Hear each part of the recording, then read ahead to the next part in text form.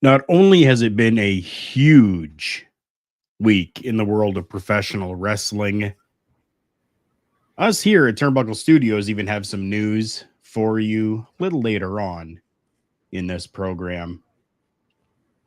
I am Carl Carafel. I'm joined alongside Chris Best and OMD as per the usual when I'm available and not at my shoot job.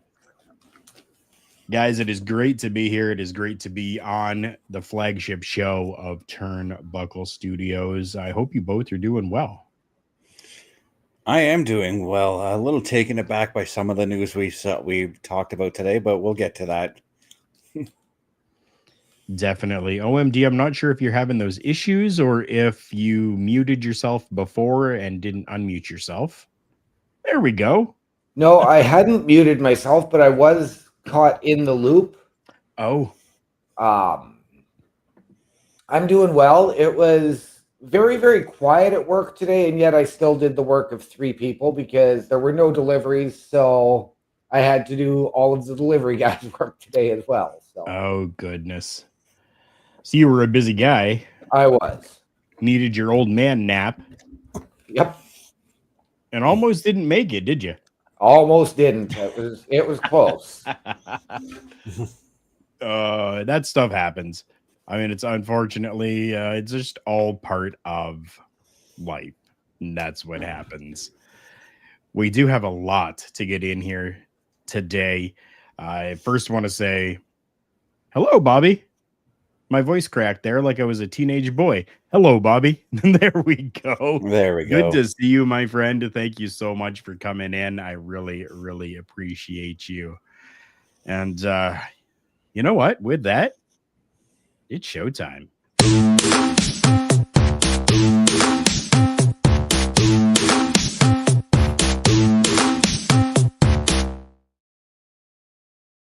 And we'll see how long it takes for OMD to get out of that loop once again.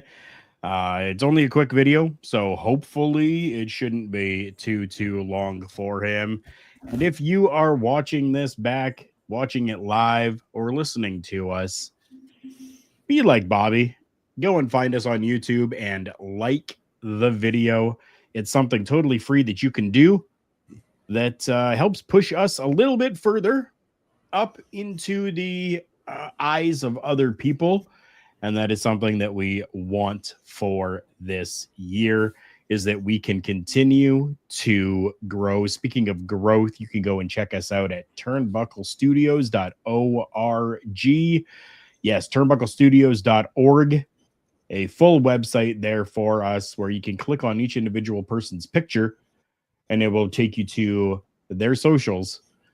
And then below that, you have got all the shows that happen here on Turnbuckle Studios. You can click on each one and it'll take you to the latest episode that's been given to me to upload to the website.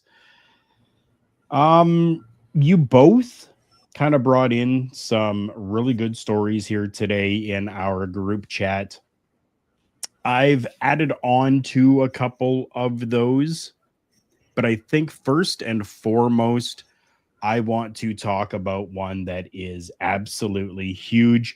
Mr. Best, if you had not done the graphic that you did here for us today, I was going to create one that we just simply maybe entitled Another Battle Won.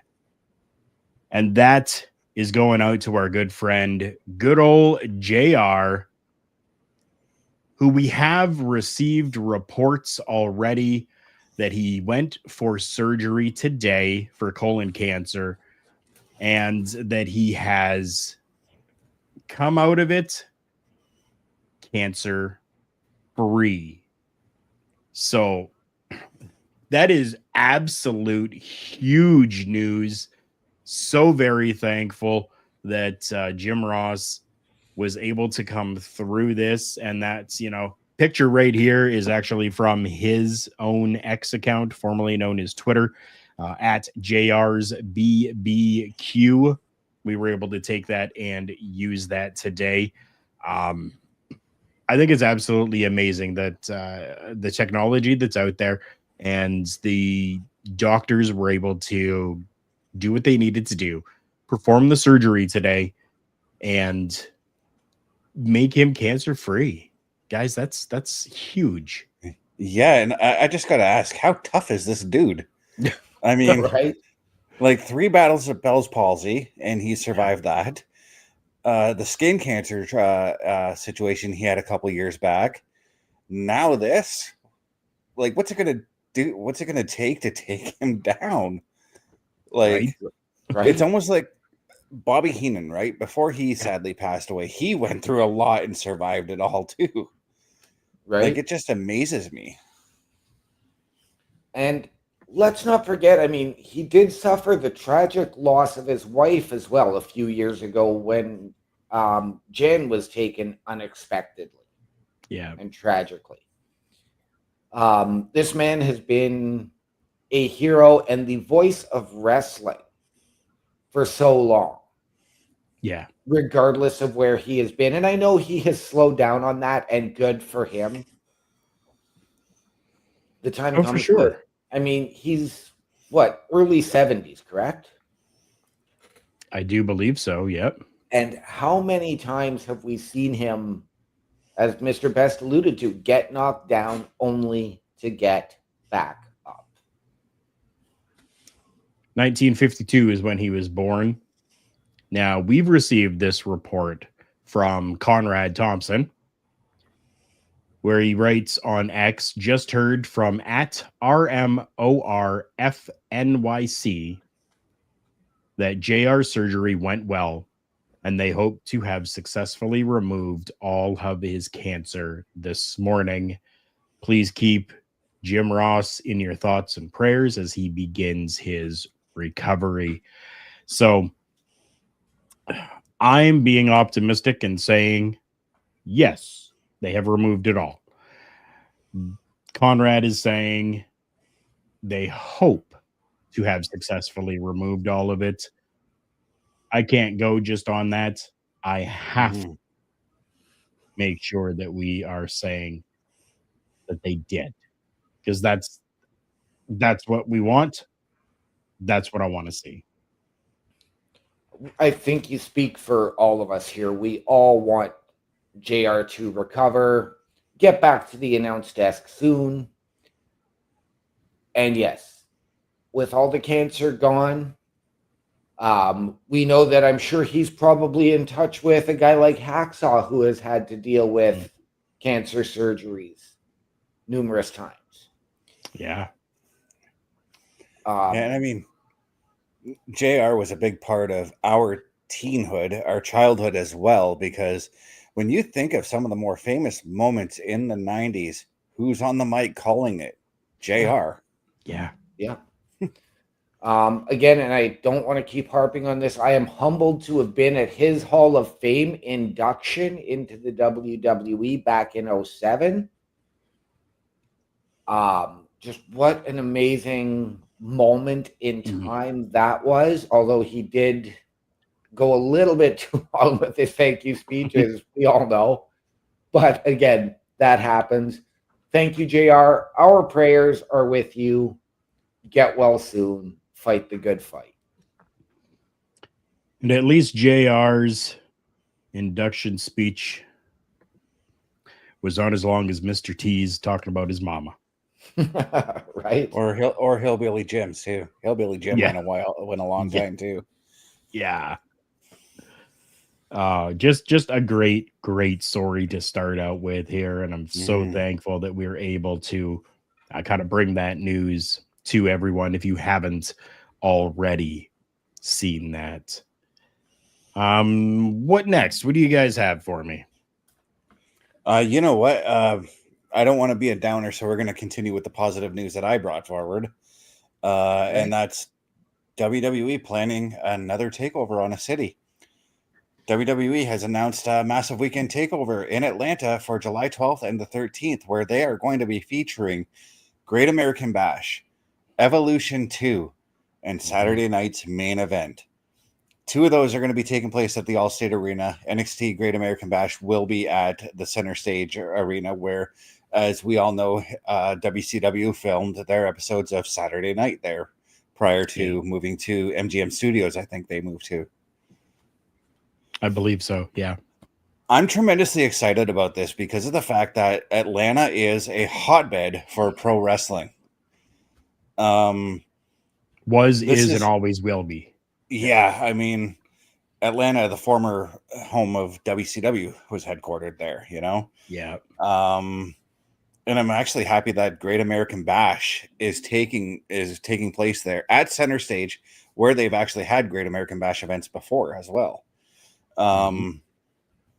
What I want to see out of this event, though, is I kind of want to see a little bit of WCW inclusion, maybe a history of WCW in Atlanta if they're doing that. Okay. And I'm also tremendously excited for Evolution 2, because if you take a look at the women's roster right now, these women deserve their own pay-per-view, and it needs to be an annual thing. Yeah.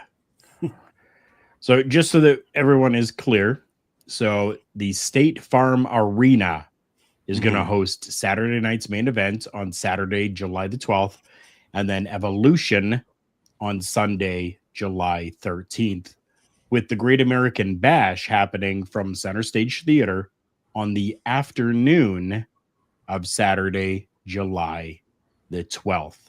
Now, they haven't given times for anything as of yet, but as of tomorrow, May 28th at 10 a.m. Eastern, 7 Pacific time, 2-day combo ticket packages for Saturday night's main event and Evolution will go on sale. Pre-sale access began today at 10 a.m. So that we don't have any information as of yet as to when tickets will be coming out for the Great American Bash that I have seen anyways. I don't know if you guys have seen anything different. No, the only thing I've seen is the start time for Great American Bash taking place during the afternoon. Okay. That's the only thing I've seen. Me too. I am absolutely a huge fan of this. I love these weekend takeovers that they do with Saturday night's main event. And I mean, in this case, you are getting an NXT and a WWE main roster PLE. I saw something the other day that said 7 years since the last Evolution. Yes. Wow. 2,450 days. That's wild. It is. And it's been something that we've been crying more for over the 7 years since that first Evolution. I'd like to ask you guys, though, for this version of Evolution, should we bring back some of the women of the past? I mean, we've seen Leilani Kai show up at Saturday night's main event this past Saturday. Would it be such a bad thing to bring them on to, like, say, hey, these are the women of the past? Don't necessarily put them in matches or anything like that. No, I'm with you there. A beautiful tribute. Bring them out as sort of the trailblazers who paved the way. Even for the Litas and the Trishas, the Victorias, the Mickey James, up to today.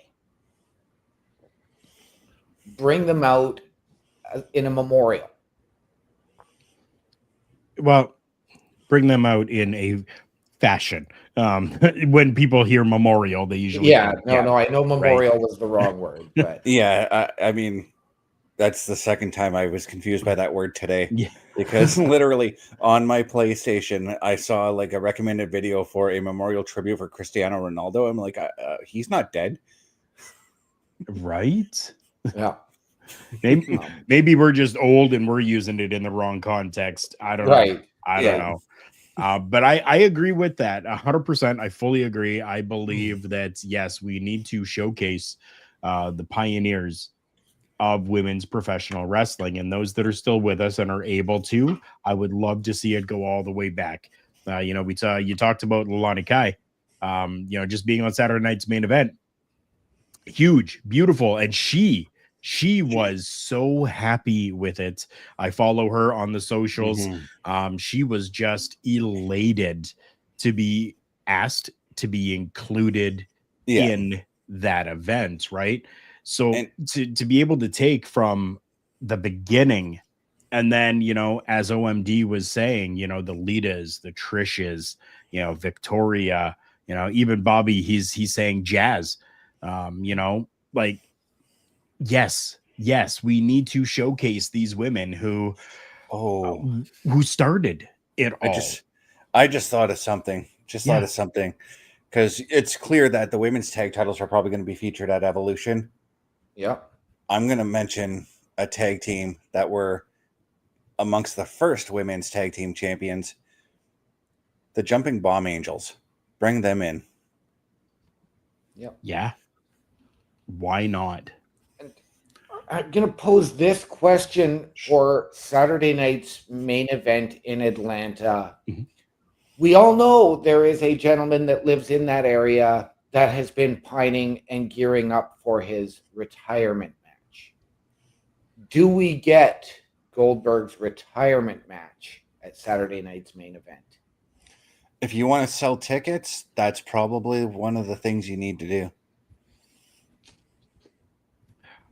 I don't think that the WWE really needs Goldberg to sell tickets. Oh no.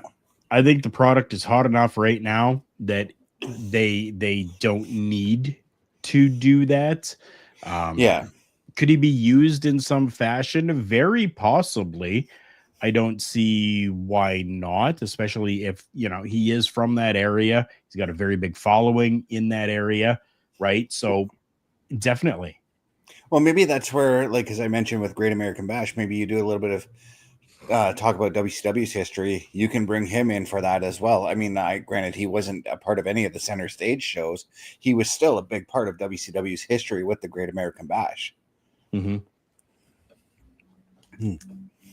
Yeah.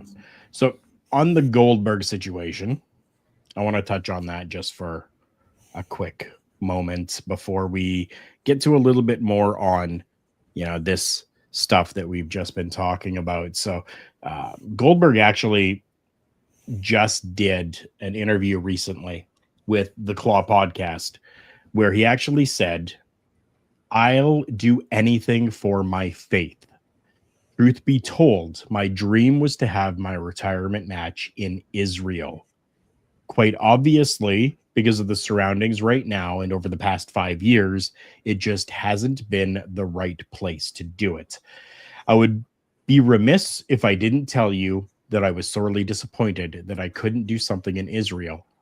But retirement doesn't mean dead.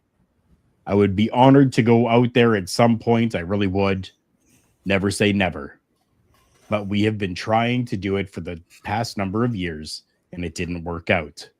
Fingers crossed. That's all you can do." And quotes there, courtesy of Jeremy Lambert. So that's what Goldberg wants. That is his dream scenario for his retirement match. So I believe that that's how he is going to do it. If that's how he wants to do it, that is how he is going to do it. He is going to have his retirement match in Israel when that time comes. To be fair, I got confused when you said Israel and his faith, and I'm like, oh, wait a minute. I get it now. Yep. Yeah. Makes sense. Yep. Yeah.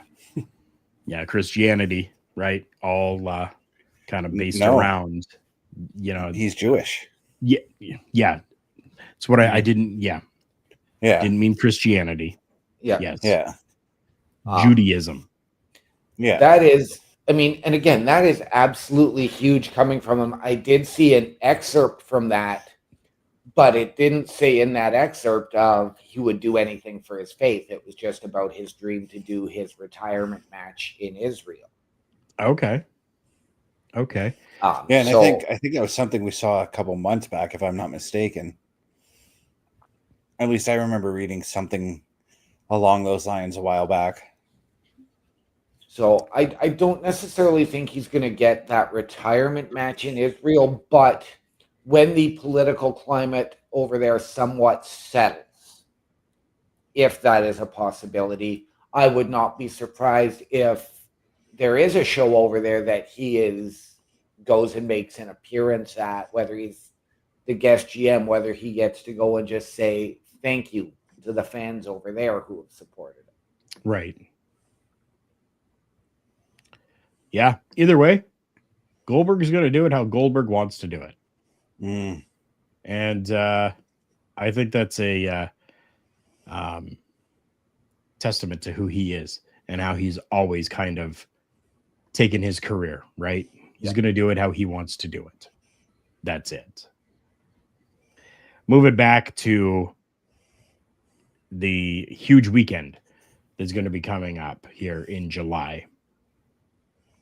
Yes. We talked about the NXT pay-per-view. I want to talk a little bit about what else is happening that weekend and how there is a little bit of counter-programming going on between the WWE, TKO, and AEW. So AEW, Double or Nothing, was counteracted or counter-programmed with NXT's Battleground, right? Last weekend, right? Now we're getting it once again, where we're going to be having the Great American Bash counter-programming against All In. What do you guys think? Is this something that TKO is doing to squash their competition? I air quote that, competition. Or do you feel that this is maybe a deeper underlying thing that may be good? I'm gonna lean towards the side that it's a good thing. Okay. Because I'm almost certain WWE right now doesn't view AEW as competition, whereas on the other side, AEW views WWE as competition. The only difference is and Tony Khan pointed this out in the media scrum last night, that this is a lot like when WWE and Jim Crockett Promotions in the late 80s would battle for pay-per-view time. Especially with Vince throwing out threats to a lot of the cable companies for not carrying Survivor Series in 87, or for choosing not to carry Survivor Series in 87 in favor for Starrcade, to which he threatened that they weren't allowed to carry WrestleMania 4 if they didn't carry Survivor Series.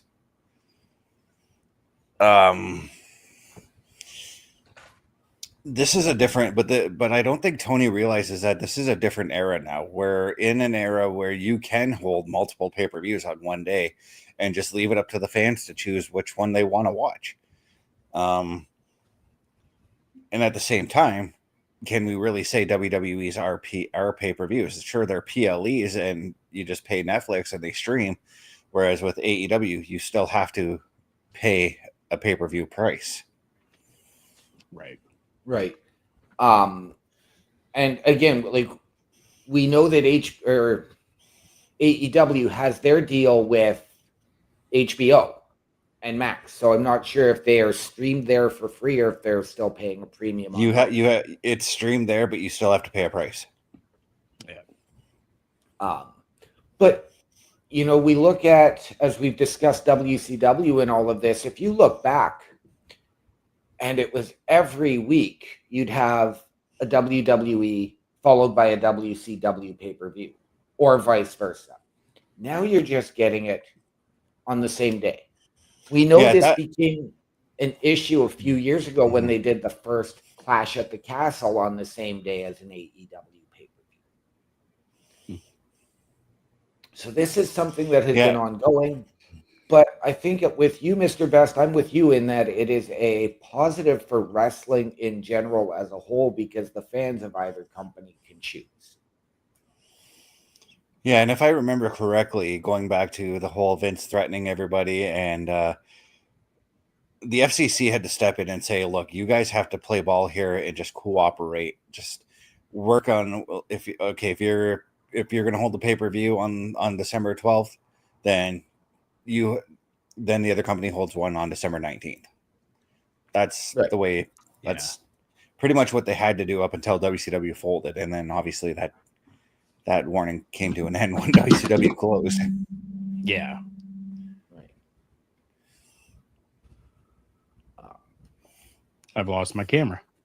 You have. But again, like I love not only these takeovers, but the variety of wrestling. And I know we are probably pro WWE over AEW, but I want to see AEW succeed. I really do. I do too, and I want to take everybody back and just for the people who didn't grow up in that time, like when we were growing up with WCW and WWF pay-per-views, for each month that they were holding an event, a lot of us wrestling fans had to choose which one we wanted to see, and it was mostly based on whichever main event seemed the most interesting to us. That's how we ended up picking which pay-per-view we were going to watch. There were times where I picked a WCW pay-per-view over a WWF pay-per-view. I remember making the mistake of choosing WCW Hog Wild over SummerSlam in '96. Oh, wow. Mostly, but I'm going to say that was because of what happened at Bash at the Beach '96. I wanted a follow-up, so... Right. in that same vein, this could be just the same thing, like just pay-per-views being held on a different day. You want to watch AEW All In, then watch AEW All In. You want to watch Great American Bash, then watch Great American Bash. Yeah. Simple but as again, that. Yeah, and again though, like I love these takeover weekends because you get, multiple events. I know that even, for example, like tonight's NXT was originally supposed to emanate from Tampa Bay, but they couldn't sell enough tickets. But you got to remember how many events were at that arena too. Yeah, exactly. This would have been event number 4 in 4 days. I apologize for my little video issue there. USBs, sometimes they work, sometimes they don't. My camera's a little off right now. I apologize for that as well. But when it comes to the 2 shows going head to head, I as well believe that this could be a great thing. So put it this way. If people hear that AEW is going to be doing their show and the WWE is doing their show, right? We all know that the WWE has a cheaper product because of Netflix and because of Peacock, right? So in the States, they still use Peacock. We've got Netflix everywhere else in the world. Now, people may go, but I really want to see the AEW show. So they're going to watch a replay, pay the $60, $80, whatever it is. They're going to watch the replay. Because they're already going to hear about what happened on the show, and they're going to go, I want to see the show as well. Now, because of that, do you not believe that Tony Khan is going to go, oh my goodness, I need to step it up, and I need to step it up hard. Right. Yeah. And right. 100% he will say that. And for again, like not only is AEW on HBO, it's also on Prime. So I do know, because I looked into this, if you do not have the sports package on Prime, you have to pay the pay-per-view fee. If you have the sports package, they are included. So, okay, for our American fans and our Canadian fans, if you have the sports package on Prime, you can stream it anytime. And what is the cost of that package? I have no idea. Yeah. That I could not find, to be honest. Good researching, OMD. No, I'm kidding. Either way, I believe that it's going to be really good for professional wrestling, and I think that it's going to allow for better product overall from AEW, which is just going to benefit professional wrestling. Yeah. Before we move on, I do want to get to some of these comments from Bobby here. Bobby's saying, I'm interested to see if the TNA Championship will be defended at the NXT Great American Bash. You can almost guarantee that will happen. We'll talk about that a little bit later because of things that have gone on. And then he says, bring in Jazz for Evolution 2, which we covered. And then he says, Carl, I'll throw it out to everybody. Your thoughts on Mike Santana competing in a WWE ring? We don't need Mike Santana in the WWE right now. Well, we have more than enough people there that we don't need Mike Santana. Well, he's in the ring right now. I know. Yeah. I'm just saying that it's, yeah, we don't need it. Right. If it happens, it happens. Cool. But we don't need it. Right. And I think he's mostly going to be doing this because Worlds Collide is just around the corner. Yep. I mean, we all know that this is part of the crossover and that working partnership right now. I have said that I would love to get Mike Santana into the WWE. He would need to start in NXT. But for those of us who have followed since his original run as part of LAX and TNA, he has grown leaps and bounds. Oh, yeah. I'm not saying he hasn't. No. And what I would love to see is him eventually make his way up to the main roster and form a partnership with his buddy and friend from the Bronx, Damian Priest. Okay. But right now we need for him to continue working his deal in TNA. Yes. Very, very much so. Yeah. A deal that I am very, very happy about is with Prestige Wrestling. Credit to Prestige Wrestling for this next graphic that we put up. Guys, it is happening. The Iinspiration is reuniting in Prestige Wrestling. They're going to be doing a show called Under the Stars, scheduled for July 19th. I'm seeing some conflicting information, but July 13th, I'm seeing. Mm-hmm. Yeah, the event scheduled for July 13th in Portland, Oregon. Guys, maybe not going by their name that they used in the WWE, but I got to tell you, 100%, this is iconic. Yes, it is great to see Cassie Lee and Jess McKay, as they are now known, reuniting for this. And I am excited. I was wondering, but since it's according to the date here, unless it is actually the following weekend, I was wondering if this would lead to perhaps them making that trip to Atlanta for July 13th and the weekend of Evolution. Clearly, that's not going to be the case. Nope. The show is happening at the Viking Pavilion Arena in Portland, Oregon at 7 p.m. That is bell time. Tickets are on sale right now at prestigewrestling.net. If you are in the area of Portland and want to get tickets, or if you're not and you want to make the trek, I highly suggest doing it. The Iinspiration, or the Iconics, have been one of my favorite female tag teams since they first started and debuted. Bobby is saying, nice to see the Iinspiration back together again for the second time in 2025. I'm only hoping that this means good things are going to continue to happen for the Iinspiration. Yes. Now, the one thing as I'm looking at our graphic here that's got me intrigued, I see a play button, and I've got to wonder if this is going to be airing on YouTube.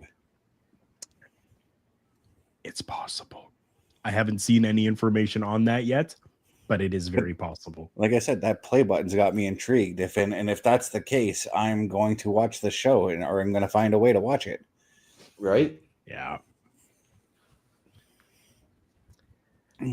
Yeah, I'm excited, and I'm really hoping that yes, this is going to be available in another format some way after. Because I definitely want to, even just for that alone, just to see the inspiration would make me a happy man. Yeah. Yeah. Nothing like it. Nothing like it. I tell you, nothing like it. Real professional wrestling, real competitors. And as much as I would like to say real Americans, we cannot for the inspiration, at least. No, we can't. But someone that we can say that about is a man who, for professional wrestling fans, became quite famous for something real American. I'm going to put this graphic up, and I want you guys. There you go. Yeah. Rick Derringer, the voice behind Real American and the Demolition theme, has passed away. This was posted today. Now, the article that I am seeing this from is from WrestlingNewsSource.com. And thank you, James, for the article that you put out here. And he put something in here that I was not aware of. The Real American theme song was not always intended for Hulk Hogan. No, as it you wasn't. can hear it on the WWF The Wrestling album that came out in 1985. Chris, who was it originally meant for? Barry Windham and Mike Rotunda, the U.S. Express. And they actually used the theme song for several months before, I think it was Barry Windham who initially left to go to Jim Crockett Promotions. And they just said, okay, we're going to repackage Mike Rotundo. And they gave Real American to Hulk Hogan. Yeah.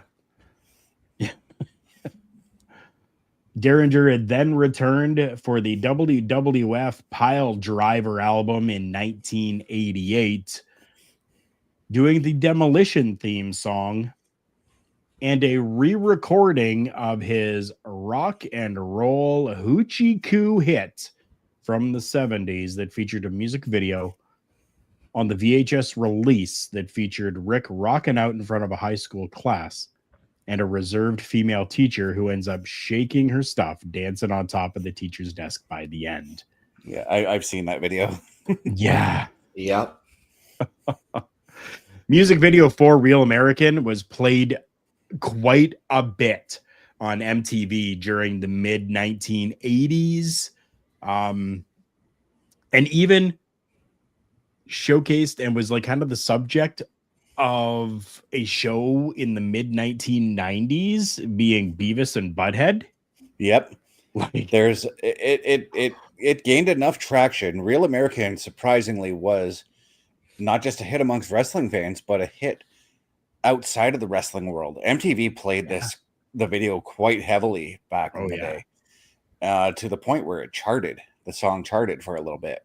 Yes, it did. And it gained enough traction that Mike Judge, the animator of Beavis and Butthead, had to parody the video. Or not parody the video, but critique it, because that's what Beavis and Butthead did. Right. That is absolutely insane, right? Like, it's if you've ever seen when Beavis and Butthead do it, it's quite hilarious. Oh, I have seen it. I definitely have seen it. I believe that the clip is actually still available out on YouTube. Yeah, for anybody that wants to check it out. There's various channels that have that clip up. Oh, it's amazing. Now, because of oh yeah, go ahead. Rick Derringer's legacy doesn't just fall with wrestling. This dude played with the best of the best of the best as far as being a musician goes. He's been consistently rated as one of the top rock guitarists of the 60s and 70s, always in that conversation with guys like Jimi Hendrix, Jimmy Page, Eric Clapton. He's been in that conversation consistently. So Rick Derringer was a huge mark on the music industry and the wrestling industry. Yes. Yeah. And correct me if I'm wrong, but I believe he also wrote Hulk Hogan's WCW theme. No, that was Jimmy Hart. Really? Yeah, that was Jimmy. Okay. It does sound like when you listen to it that it is Rick Derringer performing it as well. So I don't know on that. No, that was just some sort of in-studio vocal, but they just basically what they took was emulated what Rick Derringer did for Real American and put it to that song. Oh, okay. Yeah. But Rick Derringer didn't just work on Demolition Hogan's theme. He actually had a hand in making and helping with the entire album for the Wrestling Album and Wrestling Album 2. Yeah. Because he worked with Dave Wolf, who was Cyndi Lauper's producer, who was also had his hands in on both albums as well. Yeah. Well, and I mean, we talk about Rick Derringer as this legendary guitarist. A lot of people forget he was a producer as well in the music industry. Yes, he was. Yep. Yeah, he was a pretty big one too. Yeah. Yeah. So, Rick, yeah, I acknowledge you. Thank you, Rick. Many appreciations for what you have done, not only for us as professional wrestling fans, but for those that are in the music industry as well, because of your song, because of your music, the Real American, we were able to get, and controversial as it may be, we were able to get Hulk Hogan ascending to greater heights within that, and even being able to carry on that name, Real American, into more businesses and more things that he is doing right now with Real American Freestyle Wrestling, and the possibility of attempting to acquire a restaurant chain as well. I'm just going to leave it at that right now until anything with that actually happens, because, well, that would be pretty huge. If you know, you know. If you don't, you will know very soon.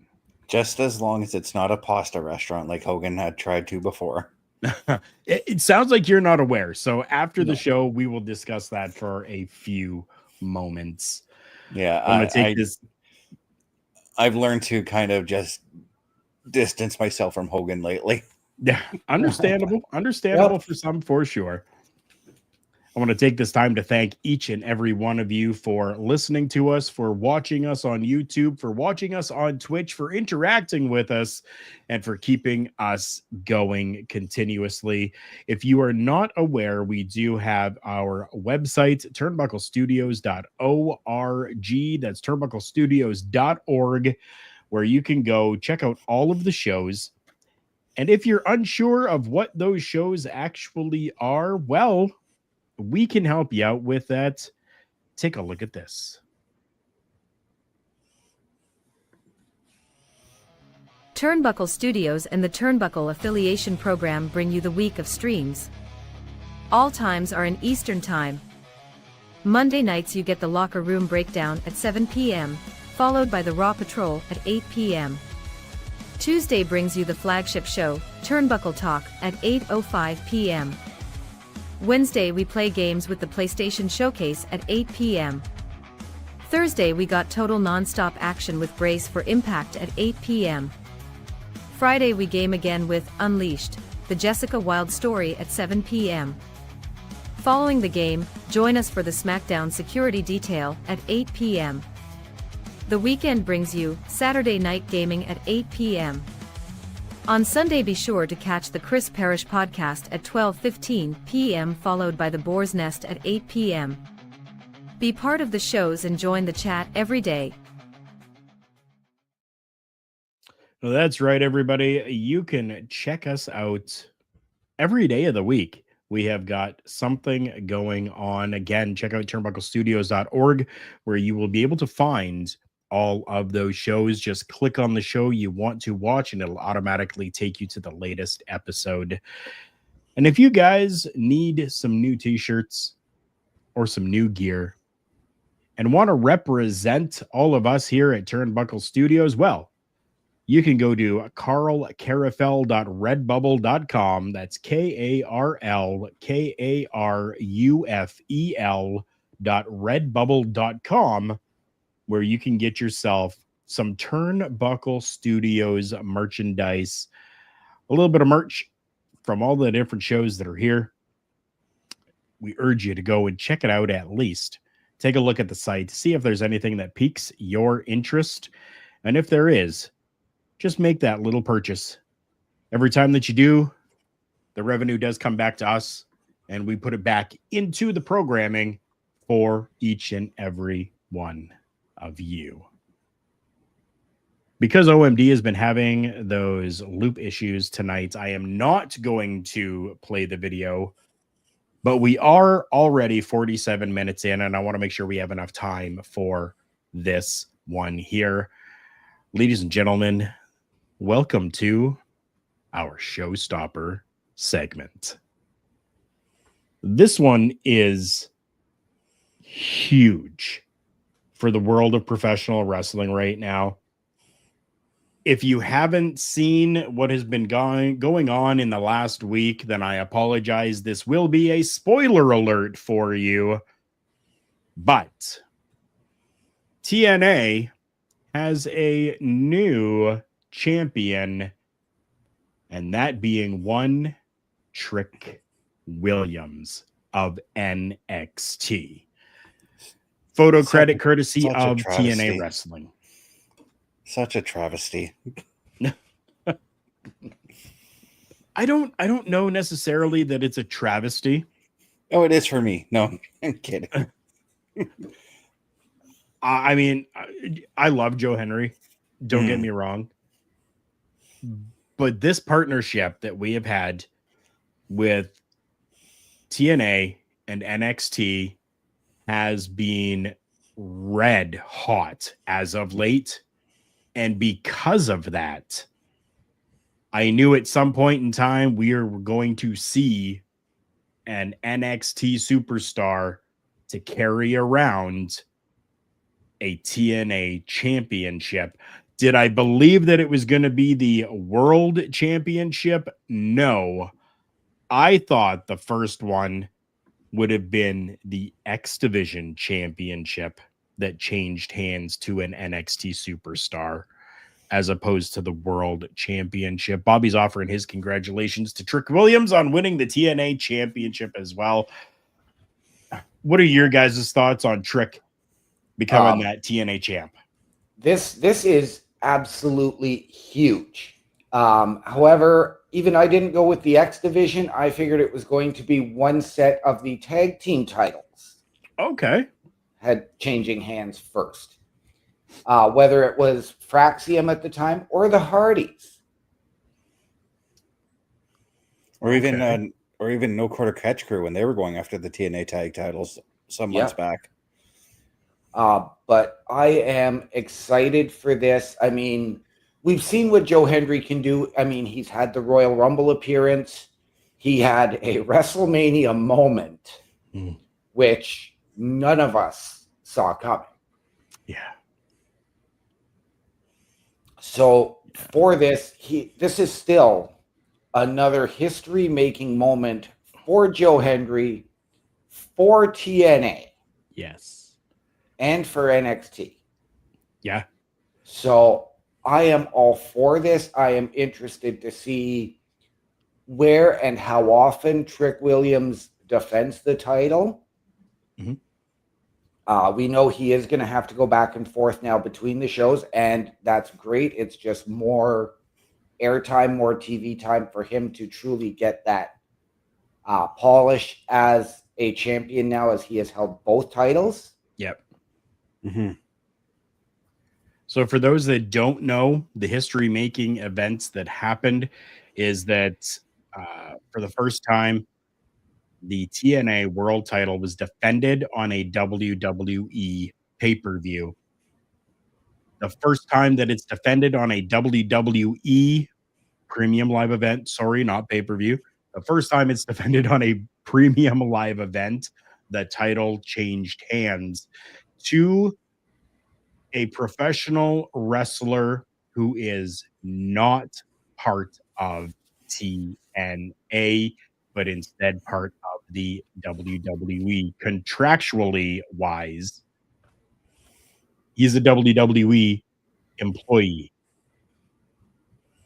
but yet he just won the TNA World Championship. History making all around. I think it's great. I think that this really does open up the door for not only TNA and the WWE or NXT, but this also opens up the door for other companies now as well. Bobby is saying Trick can go against other TNA wrestlers like Mustafa Ali and Mike Santana. It just opens up a world of opportunity, because who knows, down the line they may start a little partnership with another company, and we could see almost territorial days coming back again. Mm-hmm. Right. Yes. Yeah, and this is as much as I am a huge fan of Joe Hendry, and I did say that this was a travesty. Of course, I'm only joking on this one because I'm a fan of Trick Williams as well. Yeah. This is huge, and this actually is not the first time that we've seen somebody from outside a company win another company's world heavyweight title. I'm gonna time travel back to 2000 when ECW held an event that featured a WWF wrestler taking on a WCW wrestler for the ECW title, and I'm talking about Taz and Mike Awesome. Yeah. Awesome had just left ECW. He was still the ECW champion, but had that contract signed to go to WCW. And then they had that match on an ECW show. And then a week later, Taz brought the ECW title to SmackDown and defended it against Triple H. Yeah. And then a year after, Mike Awesome again, employed, in quotations, employed by WCW, shows up and wins the hardcore title from Rhino. So this it's gigantic anytime that this kind of thing happens, because it's like, holy crap, this dude from this other company just took this this company's title, Right. And we've seen it numerous times during the AEW TNA promotion as well, with Christian Cage and Kenny Omega both winning the TNA titles. Yep. I just want to quickly go through something that TNA posted onto X. They retweeted or reposted a WWE post, and then their caption for it was simply Angle, Sting, Joe, Foley, Styles, RVD, Hardy, Anderson, Storm, Rude, Aries, Bully Ray, Sabin, Magnus, Young, Lashley, EC3, Hardy, Galloway, Edwards, Patron, Drake, Pentagon, Cage, Callahan, Blanchard, Swan, Omega, Christian, Alexander, Moose, Macklin, Shelley, Nemeth, Hendry, and now Trick Williams. What a list of names to be included with. Yeah, and not kind of knock Rich Swann, because Rich Swann, I think, is a talented wrestler, but when I heard his name, I'm like, I kind of thought one of these things just doesn't belong with him. It just when he won the TNA title, I thought it was really strange to me, It True. was, Very but you know true. what? He had a fantastic run as the TNA champion. Yeah, I'm not knocking his run or anything. I just, at that moment, I thought it was strange. Yeah. what a wild time we're living in right now. What a wild time to be a fan of professional wrestling. Really, this harkens back to the days when we had channel flipping going on, right? We had some wars that were happening, and we're almost back to that same point where we have got, AEW that's there who can improve and become, I don't even want to say that. The WWE or TKO, if they are going to be running shows on the same day as their competition, then TKO sees them as a competition. Okay. Mm-hmm. Just done. They see them as a competition. Fantastic. Let's get some amazing professional wrestling out of both companies. And then to see now the collaboration between companies, especially when you've got the number one company in the world taking on and helping out TNA. It's so beautiful to see that we're getting professional wrestling and that's what it is. It doesn't need to be anything more than that. Yeah, this is kind of like, I want to say back in the 80s when Vern Gagne tried to unite a bunch of wrestling companies and they put out those Wrestle Rock events each year. Right. Granted, at that time, there was a lot of massive egos with trying to book that show. Yeah. All three of those shows. There was if you read Jerry the King Lawler's book, you will see what I'm talking about. Because Jerry was one of the bookers for Memphis Wrestling when he joined forces with Vern at that time. Yeah. Right. But this time there does seem to be a more unified pro wrestling front, I guess we can call it. Right. Going on right now. And I'm intrigued with this TNA and WWE thing. I want to see AAA get a little bit more involved with this too. And there was, I think it was you guys who had reported 2 weeks ago about Billy Corgan possibly doing some work with the WWE as well. A little bit. There's talks. There's talks right now. Yeah. Tony Khan likes to bring up the forbidden door. That forbidden door doesn't exist anymore. No. I mean, when you are looking, we are looking at, next weekend we have another huge weekend in wrestling with Worlds Collide and Money in the Bank on Saturday. The following week is Triple Mania, which has a number of WWE, TNA, and AAA stars as well, because it is the Triple Mania WrestleMania, or the AAA WrestleMania. Mm-hmm. So this is where we are going to see really a lot of barriers broken and really kicked down as at that show. Yeah. I think we definitely will. It is a good time to be a fan of professional wrestling. With that, again, we want to say thank you to each and every one of you for being here with us today. We greatly appreciate it. Go ahead, send us an email, leave us comments. You can find that by going to our website, turnbucklestudios.org. The email address is right there for you. We appreciate each and every one of you. For Chris Best, for OMD, and myself, Carl Carafel, this has been On the Outside, Turnbuckle Talk, May 27th, 2025. Remember, everyone, the world's a scary place. Take care of each other.